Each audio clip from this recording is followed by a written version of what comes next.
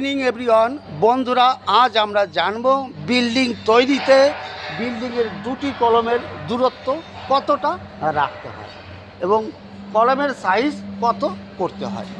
সমস্ত নলেজ জানবো আজকের টপিকে।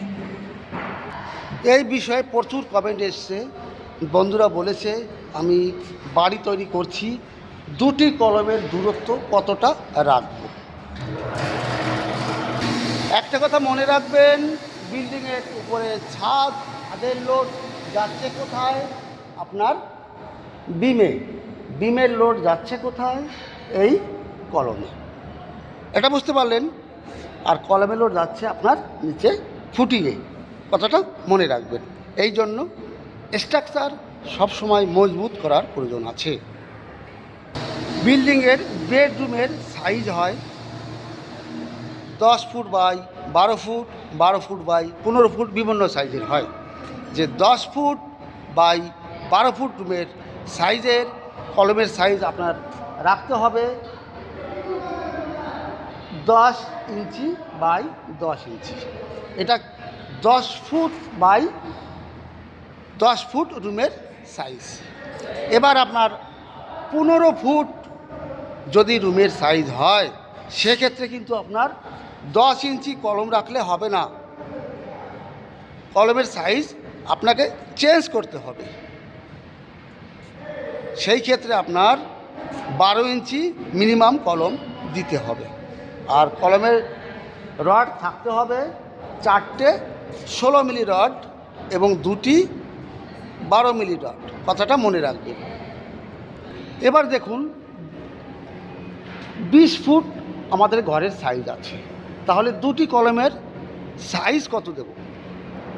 সেক্ষেত্রে কিন্তু আপনার মিনিমাম 15 ইঞ্চি কলম দিতে হবে। 10 ইঞ্চি বাই 15 ইঞ্চির কলম আপনার দিতেই হবে।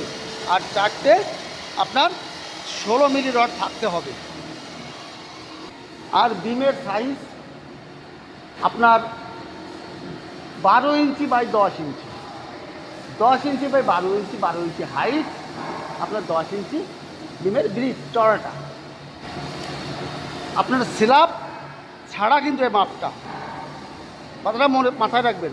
এবার আপনার 3 ফ্লোর 3 তলার জন্য আপনি 10 বাই 10 রুমের কলম সাইজ কত রাখবেন?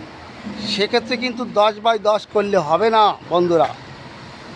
সেক্ষেত্রে আপনার মিনিমাম 10 বাই 15 কলম করতে হবে। আপনার 10 ইঞ্চি এই চওড়াটা থাকবে আর লম্বাটা আপনার 15 ইঞ্চি করতে হবে। আর কলমের যে রডটা, স্টিলটা মিনিমাম 16টা 4টে আপনার থাকতেই হবে। 3 তলা করলে আপনার 4টে 16টা থাকতে হবে এবং দুটি 4টি আপনার 12 মিলি রড থাকতেই হবে। কথাটা মাথায় রাখবেন। এক বন্ধু বলেছে যে আমার 2 তলা ফাউন্ডেশনের কলমের সাইজ আমি কত রাখবো। আমার কলমের ডিস্টেন্স আছে 20 ফুট, 20 ফুট ডিস্টেন্স আছে আমার একটা রুমের। তাহলে কলমের সাইজ কত রাখবো?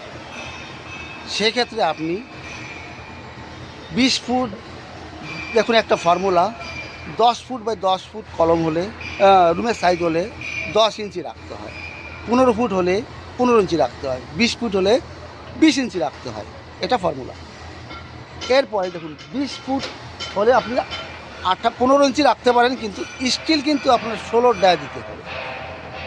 সেক্ষেত্রে কথাটা মনে রাখবেন।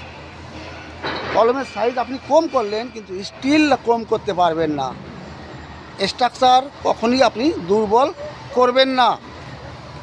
আর একটা কমেন্ট এসেছিল যে বিল্ডিংয়ের এই সাজ্জাটা কতটা বাইরে দিতে পারবে। আপনি 3 ফুট, 3.5 ফুট, 4 ফুট পর্যন্ত করতে পারেন, অসুবিধে নেই, কিন্তু রডটা কিন্তু সঠিকভাবে বাঁধতে হবে। আর বিমের সাইজটা কিন্তু সঠিকভাবে রাখতে হবে। আপনার বিমের লোডের জন্য এটা থাকবে। কথাটা মনে রাখবেন। বিমটা আপনার মজবুত করতে হবে। বিম মজবুত হলে আপনার এই সাজ্জায় কোনো অসুবিধা হবে না। 90% লোক কী করে গ্রামের বাড়িতে, দেখুন এই যে ইট আছে না, ইট কিনতে ভুল করে। 90% লোক ইট চিনতে ভুল করে, আপনাকে ভাটা থেকে বা ফ্যাক্টরি থেকে বলে দেবে যে এটা 1 নম্বর ইট, আপনি ওই তার কথা মতন 1 নম্বর নিয়ে বাড়িতে চলে আসবেন। কিন্তু আপনার তো একটু আছে ইটটা চেক করুন না, দেখুন টেকনিকটা। আপনি একটা শুকনো ইটের ওয়েট করবেন, ইটের ওয়েট করলে ওয়েট আসবে, এটা হচ্ছে ফ্লাইএস ব্রিক, যে সোয়েল ব্রিকের কথা বলছি, মাটির তৈরি যে ইটটা, ওয়েট আসবে 2 কেজি 300 গ্রাম। একটা ইটের ওয়েট আসবে 2 কেজি 300 গ্রাম। এইবারে সেই ইটটি আপনি একদম কমপক্ষে 4 ঘন্টা ভিজিয়ে রাখুন। ভিজিয়ে রাখার পরে ওই ইটটাকে আপনি ওয়েট করুন, দেখুন যদি 2.5 কেজি থেকে 2 কেজি 700-র ভিতরে আসে তাহলে বুঝতে পারবেন যে ওটি 1 নম্বর ইট। এইবার ওই ইটটার যদি ওয়েট যদি 3.5 কেজি থেকে 4.5 কেজি আসে, সেটা ডুপ্লিকেট ইট বা ব্রিক্স। কী করে বললাম? ফার্স্ট ক্লাস ব্রিক কখনই 20%-এর বেশি ওয়াটার শোষণ করে না, এটা মনে রাখবেন। আর ইটের কোয়ালিটি এইভাবেই চেক করবেন, প্রত্যেক বন্ধুদের বলেছি যে আপনি এইভাবেই চেক করবেন। পয়সা আপনার, আপনি কাউকে বিশ্বাস করবেন না, তাহলে আপনি ঠকবেন। আপনার স্ট্রাকচার যদি দুর্বল থাকে বাড়ির, আপনি ভালো প্লাস্টার, ভালো পেন্ট, ভালো টাইলস, কোনো লাভ নেই। আরেক বন্ধু বলেছে 2 তলা বিল্ডিং করছি, বাড়ি করছি, তার ফুটিংয়ের সাইজ কত করব? ফুটিংয়ের সাইজ 2 তলা 3 তলা ফাউন্ডেশনের জন্য আপনার কমপক্ষে 5 ফুট বাই 5 ফুট ফুটিংয়ের সাইজ থাকতে হবে কমপক্ষে। আর কংক্রিটের থিকনেস থাকতে হবে 1 ফুট, এটা মনে রাখবেন। আর স্টিল রড দেবেন ফুটিংয়ে, মিনিমাম 12 ডায়া 12 মিলি রড কমপক্ষে দেবেন। 16 মিলি দিলে ভালো হয়, এবং কলমে 16 মিলি রড অবশ্যই দেবেন। 4টে 16 দেবেন, এবং দু 4টে আপনি 12 মিলি দেবেন। শুধু 12 মিলির ভরসা করে আপনি 2 তলা 3 তলা কখনই করবেন না।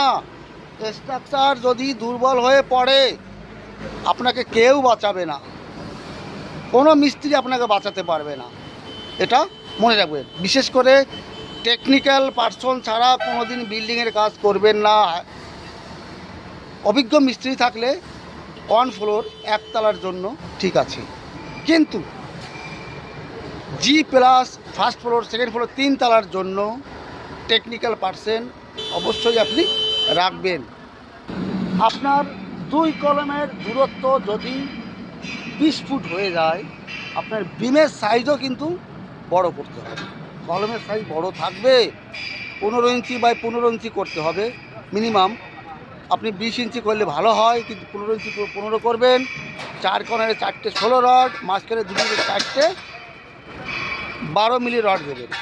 এবার উপরে বিমের ক্ষেত্রে 10 ইঞ্চি চওড়া হাইট মিনিমাম 15 ইঞ্চি রাখতে হবে, মিনিমাম 15 ইঞ্চি 20 ফুট দূরত্বে, এটা মনে রাখবেন। এই ভুলটা কখনই আপনি করবেন না।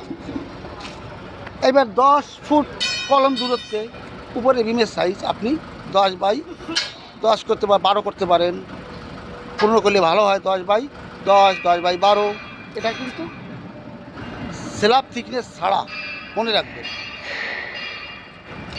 আর একটা কমেন্ট এসছে যে বাড়ি তৈরিতে কলম এবং ব্রিক্স মেশনারি কি একসঙ্গে করব নাকি আলাদা করব? এটা কিন্তু গুরুত্বপূর্ণ। দেখুন, আপনি যদি আগে কলম করে নেন, কলম করে ব্রিক্স মেশনারি ইটের দেওয়াল করেন, তাহলে আপনার স্ট্রাকচার মজবুত হবে। তার প্রমাণ আজ আপনি পেয়ে যাবেন। কীরকম?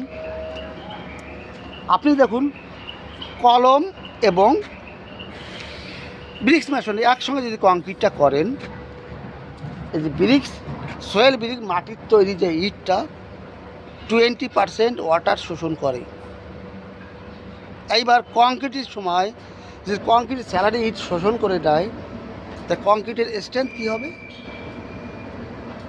আপনার 25% চলে যাবে।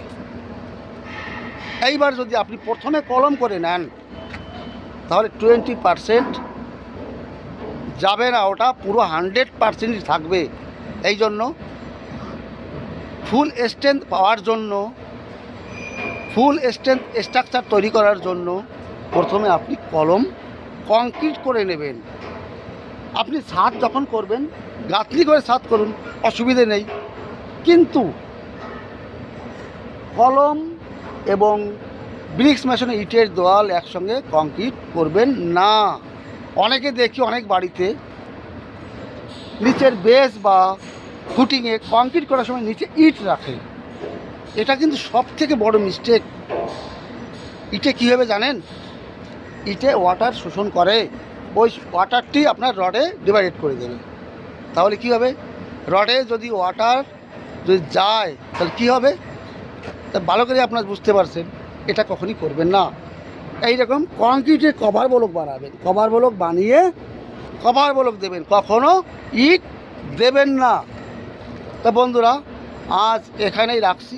আপনারা কমেন্ট করুন কোন ধরনের ভিডিওর প্রয়োজন, সেটা অবশ্যই পেয়ে যাবেন। ভালো থাকুন, সুস্থ থাকুন, আবার আপনাদের সামনে আসবো। All the best.